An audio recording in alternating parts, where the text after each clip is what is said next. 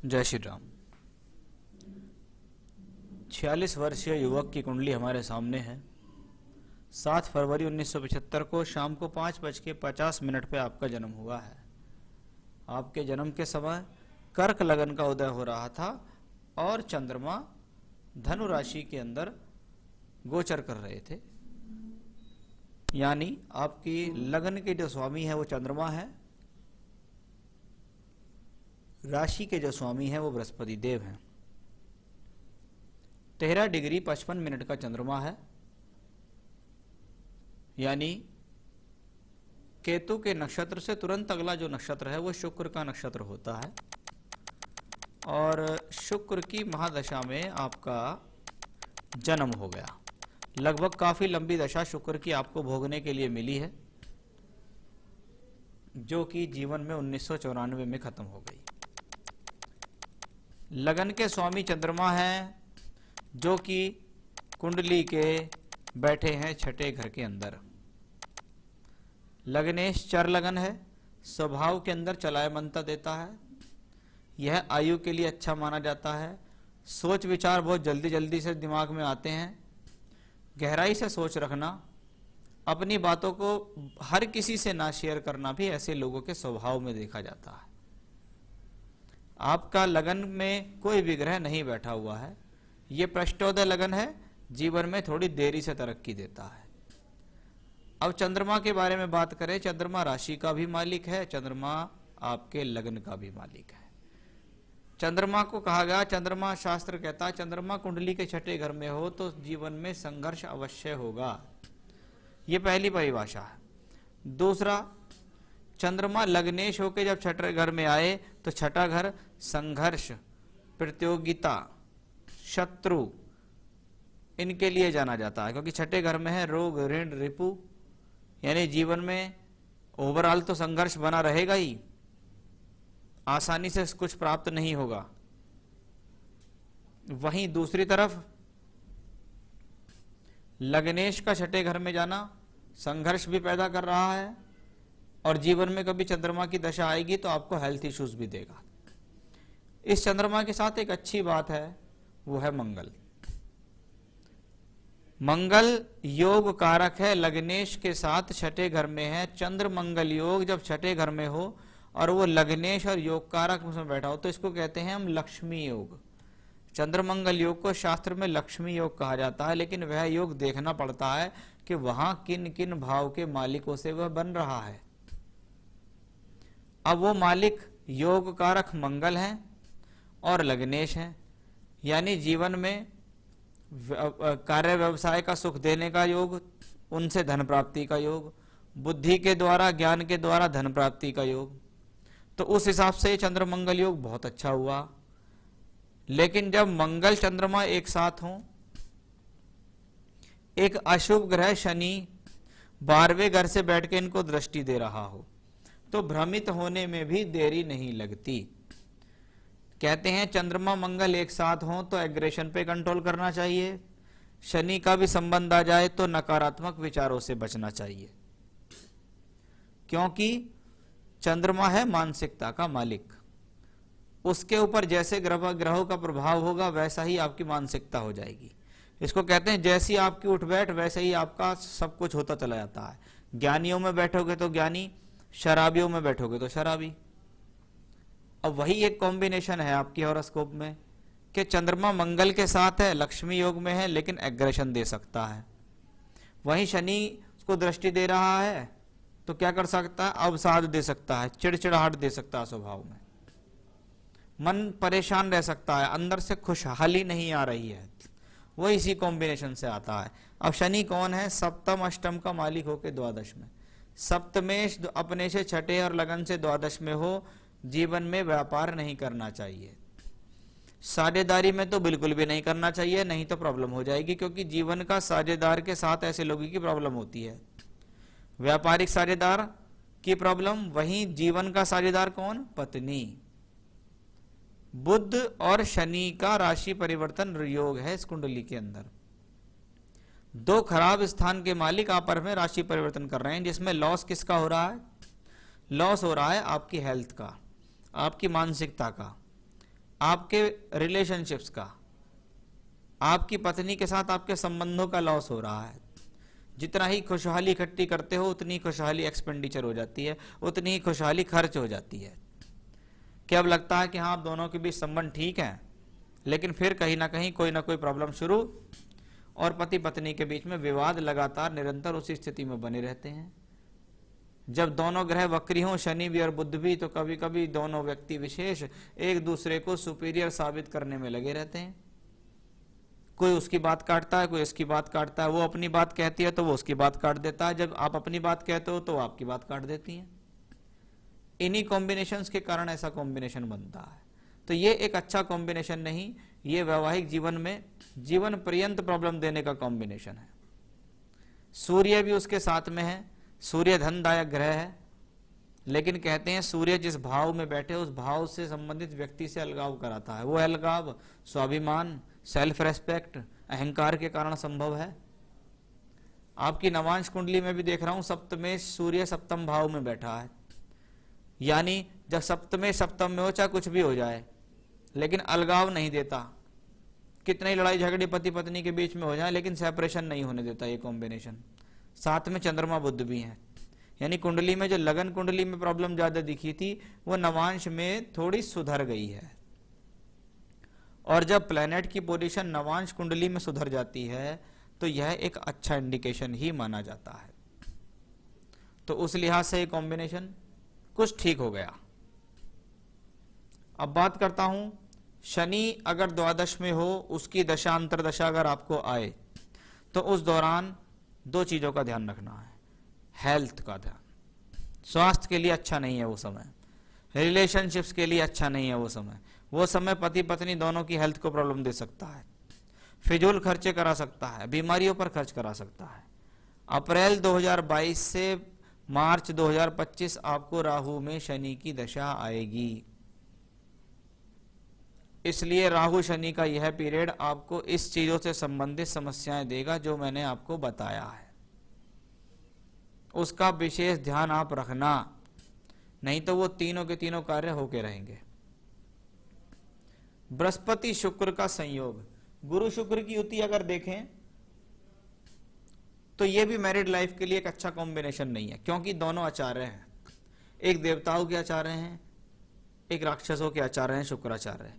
दोनों ज्ञानी हैं, दोनों एक साथ बैठे हैं, यानी पति पत्नी के बीच ज्ञान को लेकर भी लड़ाई होती है। वही बात जो मैं देख रहा हूं कि एक दूसरे की बातों को काटना या एक दूसरे के सामने सुपीरियर साबित होना। पति कहे मैं बहुत इंटेलिजेंट, तो पत्नी कहे जी मैं भी आपसे कम नहीं। इन चीजों को लेके आर्गुमेंट्स बढ़ जाते हैं। 8th हाउस में जुपिटर वीनस का कॉम्बिनेशन हो, आपको अपने आप पर भी संयम रखना चाहिए, अपने चरित्र पर संयम रखना चाहिए, अपने इमोशंस पर कंट्रोल रखना चाहिए। कुंडली में शुक्र लाभ भाव और चौथे घर का मालिक होकर अष्टम भाव में बैठा है। खुद के बल पर मकान बनाने में काफी समय लग जाता है। कभी कभी जीवन के 40-45 वर्ष निकल जाते हैं, जब कहीं जाकर अपने जीवन में मकान बना पाता है व्यक्ति। वैसे लाभ के हिसाब से कॉम्बिनेशन अच्छा है, क्योंकि दो सौम्य ग्रह आपकी कुंडली के धन भाव को देख रहे हैं, गुरु और शुक्र दोनों यहां देख रहे हैं। तो ये तो अपने आप में एक अच्छा कॉम्बिनेशन हो गया। अब बृहस्पति कौन है? भाग्येश जब अपने से द्वादश में हो और अष्टम में पहुंचे और विपरीत राजयोग में भी हो, विषम परिस्थितियों में आपको यह ग्रह सहयोग देगा। बृहस्पति धनदायक ग्रह है, धन देगा आपको, लेकिन कहते हैं जब कारक ग्रह कुंडली के 6-8-12 में हो तो धन संचय पर ध्यान देना चाहिए। जीवन में पैसा आना तो होगा, लेकिन धन को जोड़ने पर ज्यादा ध्यान देना चाहिए। राहु और केतु जब पंचम और एकादश से संबंध हो तो व्यक्ति के जीवन में बहुत बार ऐसा प्रयासरत रहता है व्यक्ति के कहीं से झटके का पैसा आ जाए, लॉटरी लग जाए, शेयर में पैसा बहुत ऊंचा आ जाए, कुछ शॉर्टकट्स लाइफ के ऐसे अपना लूं जिनसे फायदा हो जाए। लेकिन भूले नहीं, राहु मंगल की राशि में है, मंगल छठे घर में, केतु शुक्र की राशि में है, कुछ केतु और शुक्र बैठा 8वें घर में। जीवन में शॉर्टकट्स आपके लिए नुकसानदायक होंगे। लॉन्ग टर्म इन्वेस्टमेंट पे अगर शेयर मार्केट में जाते हैं तो आपके लिए बेहतर रहेगा कि आज कोई शेयर है, मान लो 50 रुपए का चल रहा है, आपने 1000 शेयर 50,000 रुपए के लेकर रख दिए, देखना 4-5 साल बाद उस शेयर की कीमत अच्छी हो जाएगी, वो आपको फायदा देगी, इसमें कोई भी डाउट नहीं है। तो ये तो एक प्लैनेटरी पोजीशन थी जिसके बारे में मैंने आपको बताया। नवांश कुंडली में ग्रहों की पोजीशन ठीक हुई है, शुक्र उच्च के हो गए, लगने शनि के साथ योग कारक हैं, बृहस्पति अपने घर को देख रहे हैं, सूर्य स्वराशि के हो गए हैं। तो नवांश कुंडली में ग्रहों का बल बढ़ गया। जब लग्न कुंडली के अलावा वर्ग कुंडलियों में ग्रहों का बल बढ़े तो व्यक्ति जीवन में मेहनत से तरक्की कर लेता है। यहां भी देखिएगा शुक्र लग्नेश होकर दशम में है, अच्छा है। मंगल भी ठीक ठाक है, शनि भी योग कारक होकर तीसरे घर में है, तो यहां भी प्लैनेटरी पोजीशन ठीक है। दशा का फल बहुत जरूरी है। जो दशा आप वर्तमान में भोग रहे हैं वही आपको जीवन में सब कुछ देगी। दशा खराब है तो कुंडली के अच्छे से अच्छे योग भी धरे रह जाएंगे। दशा अच्छी है, कुंडली में खराब योग हैं, तो भी आप आगे निकल जाएंगे। राहु की दशा, पंचम में बैठा हुआ अकेला राहु धनदायक होता है, यह आपको जीवन में धन की अपॉर्चुनिटी देता है। यह राहु मंगल की राशि में और मंगल चंद्र मंगल योग के साथ बैठा है, यानी राहु की दशा में धन मिलेगा। बुद्धि के द्वारा, कार्य के द्वारा, नौकरी के द्वारा फायदा होगा, लाभ होगा, यानी जो आप कर्म करेंगे उससे फायदा हो जाएगा। एग्रेशन पे कंट्रोल रखें, खराब मानसिकता से बचें। इस दौरान मैरिड लाइफ को भी बचा के रखें क्योंकि शनि द्वादश में है और यहां इसका मंगल से संबंध है। नवांश में राहु दशम भाव में अच्छा खासा बैठा हुआ है, कोई प्रॉब्लम नहीं है। मंगल की राशि में है, शुक्र शनि का मंगल से संबंध है। नवांश में के बाद दशमांश कुंडली प्रोफेशनल लाइफ के लिए देखते हैं, वहां राहु बृहस्पति के साथ है। अब बृहस्पति के साथ राहु दूसरे घर में हो और आप कोई कार्य कर रहे हो तो आपको अपने पैसे को बहुत सेव करके रखना चाहिए, क्योंकि जब छठे और तीसरे का मालिक राहु के साथ हो जाता है तो जीवन में व्यक्ति के कहीं दिए हुए पैसे फंस भी जाते हैं। अब बात करते हैं अंतरदशा। दिसंबर 19 से अप्रैल 22 तक चल रही है। राहु में गुरु, बृहस्पति छठे का मालिक होके यहां है, हेल्थ इश्यूज होंगे, पत्नी के साथ मतभेद होंगे। आजकल ये बृहस्पति वक्री होके यहां चल रहा है, फिर ये वक्री होके यहां आएगा, फिर ये वापस जाएगा, यानी अप्रैल 2022 तक दशा है और अप्रैल 2022 तक का गोचर भी ठीक नहीं है, यानी अभी अप्रैल 22 तक अपनी हेल्थ वेल्थ रिलेशन का ख्याल रखें, यह समय आपके लिए अच्छा नहीं है। अप्रैल 22 से शनि की दशा आएगी। अब भाई साहब शनि वही है जिसके बारे में मैंने आपको जिक्र किया, यानी आज इसकी स्थिति से लेके मार्च 25 तक की स्थितियां कार्य क्षेत्र तो चलाती रहेंगी, धन तो किसी न किसी साधन से मिलता रहेगा, लेकिन हेल्थ इश्यूज, रिलेशनशिप्स में प्रॉब्लम और जैसे कि नौकरी के क्षेत्र में खास तौर पे जब प्लेनेट 12वें घर में बैठे और वो 12वें के मालिक से राशि परिवर्तन करे तो सप्तम भाव को हम पद प्राप्ति भी कहते हैं। पद प्राप्ति, पब्लिक इमेज, जहां जिस ऑफिस में आप काम कर रहे हैं, आपके बॉस हैं, आपके कलीग्स हैं, उनके साथ आपके संबंधों में प्रॉब्लम आने की संभावना है। उपाय मैं आपको बता दूंगा, लेकिन भाई साहब तकलीफ बनी हुई है अच्छी खासी, और इन तकलीफ से बचने के लिए, इन स्ट्रगल से बचने के लिए दशा अच्छी हो जाए, रिजल्ट अच्छे शुरू हो जाए तो रेमेडी बहुत ज़्यादा जरूरी है। उपाय मैं बताऊंगा, आप करेंगे तो आपको फायदा मिलेगा। स्वास्थ्य और उम्र, आयु के दृष्टिकोण से तो 66 प्लस की हॉरोस्कोप जा रही है ये, क्योंकि इसमें पूर्ण आयु के योग हैं, लगन भी चर राशि में है, चंद्रमा भी ठीक है। हेल्थ वाइज तो मैंने आपको बता दिया कि भैया बहुत ध्यान रखो अपना, वर्कआउट करना शुरू कर दो, घूमना फिरना शुरू कर दो अगर कोई भी हेल्थ इश्यूज आपको है। प्रेजेंट नौकरी के साथ साथ अदर इनकम का कोई योग है का, जैसे शेयर मैंने आपको बता दिया भाई साहब, शेयर लेके डाल दो, आप आज लेके डाल दो, भविष्य में आप उसको देख लेना, वो बढ़ जाएगा, लेकिन लॉन्ग टर्म इन्वेस्टमेंट कम से कम 4-5 साल के लिए डालना पड़ेगा। इसलिए कोई भी ऐसा शेयर हो जिसकी 40 रुपये, 50 रुपये, 30 रुपये कीमत चल रही हो, ठीक ठाक उसको देख दाख के आप डाल दो, आपको फायदा हो जाएगा। बिजनेस का कोई भी योग आपकी कुंडली में नहीं है। रिटायरमेंट लाइफ कैसी होने का योग है? रिटायरमेंट 60 साल की उम्र में होता है, अभी 46 की उम्र है, 14 साल बाद यानी 2035 में आपको जो दशा होगी वो बृहस्पति की महादशा होगी। उसके बाद बृहस्पति की दशा में एक बात तो पक्की है कि रिटायरमेंट के बाद भी आप किसी ना किसी तरीके से वर्किंग अवश्य रहेंगे। तो रिटायरमेंट ठीक है और उसके बाद भी सोर्स ऑफ इनकम दिखता है। प्रश्न नंबर 5 का जवाब आपको मिल ही गया होगा, वो मैंने आपको अच्छी तरह समझा ही दिया है। चलिए, ये था दशा का फल, कुंडली के प्लैनेट्स का फल। अब इनसे बचने के उपाय क्या हैं? सबसे पहले रोजाना नियम से बजरंग बाण पढ़ना शुरू कीजिए। रोज बजरंग बाण का पाठ कीजिए। संभव हो सके रोज भगवान शिव के मंदिर जाइए, जल चढ़ाइए, शिव परिवार को स्नान कराइए। शनिवार की शाम को सूर्यास्त के बाद चमेली के तेल का दीपक जला के सुंदर कांड का पाठ कीजिए। ये 3 उपाय लगातार कीजिए। उसके अलावा मेडिटेशन कीजिए। मानसिक तौर पे आंख बंद करके या माला से ओम नमः शिवाय मंत्र का भी जाप आप कर सकते हैं। भगवान शिव के स्थल, सिद्ध स्थान जो हिंदुस्तान में है, हनुमान जी के जो सिद्ध स्थान जो हिंदुस्तान में है, इनके दर्शन करने से भी आपको बहुत फायदा मिलेगा।